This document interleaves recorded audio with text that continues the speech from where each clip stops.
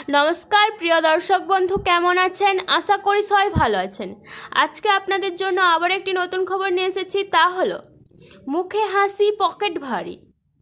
पुजोर आगे ৬,০০০ टाका बाड़लो এই राज्य सरकारी कर्मीदेर वेतन। राज्य सरकारी कर्मीदेर एकांशेर जन्य सुखबर, पुजोर आगे वेतन बाड़लो बेश अनेकटा। रिपोर्ट अनुयायी कन्याश्री एवं रूपश्री प्रकल्पेर अधीने थाका चुक्तिभित्तिक कर्मीदेर वेतन संशोधन करा हयेছে।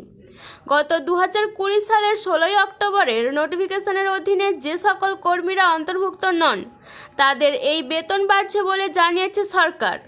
सम्प्रति এই সংক্রান্ত বিজ্ঞপ্তি জারি করা হয়েছে সরকারের তরফ থেকে। कन्याश्री एवं रूपश्रीर अधीने चुक्तिभित्तिक जे सकल कर्मी आईटी क्षेत्रे काज करेन ना एमन किछु कर्मीदेर वेतन बाड़ानो हयेছে। सेई निर्देशिका इतिमध्येई राज्य पास करेছেন। रिपोर्ट अनुयायी कन्याश्री प्रकल्पेर अ্যাকাউন্টেন্ট डेटा मैनेजार एवं अ্যাকাউন্টেন্ট काम डेटा मैनेजारेर वेतन बाड़ছে। ओदिके रूपश्री प्रकल्पेर अधीने थाका अ্যাকাউন্টেন্ট एवं डेटा एंट्री अपारेटरेर वेतन बृद्धि पाচ্ছে। एदिके कार कत वेतन बाड़ছে? विज्ञप्ति अनुयायी कन्याश्री प्रकल्पेर अधीने थाका अ্যাকাউন্টেন্টের मासिक न्यूनतम वेतन बेड़े হচ্ছে ২১,০০০ টাকা। एर आगे ता छिलो ১৫,০০০ টাকা। अर्थात पुजोर आगे এই কর্মীদের বেতন ১,০৬,০০০ টাকা বেড়েছে। কন্যাশ্রী প্রকল্পের অধীনে থাকা ডেটা ম্যানেজারের বেতন বেড়ে হচ্ছে ১৬,০০০ টাকা। এর আগে তা ছিল ১১,০০০ টাকা। অর্থাৎ পুজোর আগে এই কর্মীদের বেতন ১,০৫,০০০ টাকা বেড়েছে। এদিকে অ্যাকাউন্টেন্ট কাম ডেটা ম্যানেজারের বেতন ১২,০০০ টাকা থেকে ৪,০০০ বেড়ে ১৬,০০০ হচ্ছে। অপরদিকে রূপশ্রী প্রকল্পের অধীনে থাকা অ্যাকাউন্টেন্টের মাসিক বেতন আগে ছিল ১৫,০০০ টাকা। এবার থেকে সেই ন্যূনতম বেতন ৬,০০০ টাকা বাড়ছে।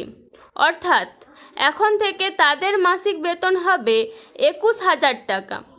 অপরদিকে রূপশ্রীর অধীনে থাকা ডেটা এন্ট্রি অপারেটরের মাসিক বেতন বেড়ে হচ্ছে ১৬,০০০ টাকা। এর আগে সেই বেতন ছিল ১১,০০০ টাকা। এবার তা ১,০৫,০০০ টাকা বেড়েছে। এদিকে কন্যাশ্রী ও রূপশ্রী প্রকল্পের অধীনে থাকা এই সকল চুক্তিভিত্তিক কর্মীদের বেতন কিভাবে বাড়বে? সরকারি নথি অনুযায়ী যে সকল কর্মীরা ২১,০০০ বেতনে কাজে ঢুকবেন তাদের অ্যানুয়াল এনহ্যান্সমেন্ট হবে ৮০০ টাকা। ৫ বছর চাকরি সম্পন্ন করলে সেই পরিমাণ বাড়বে। নিয়োগের থেকে ১০,০০০ হয়ে ১০ বছর হয়ে গেলে তখন তাদের বেতন হবে ৩২,০০০ টাকা। তখন বাৎসরিক এনহ্যান্সমেন্ট হবে ১,০০০ টাকা এবং ১৫ বছর পর ওই কর্মীদের বেতন হবে ৪০,০০০ টাকা। অ্যানুয়াল এনহ্যান্সমেন্ট হবে ১২০০ টাকা করে। তো বন্ধুরা, আমার ভিডিওটি ভালো লেগে থাকলে ভিডিওটি লাইক, শেয়ার এবং সাবস্ক্রাইব করতে ভুলবেন না। নমস্কার।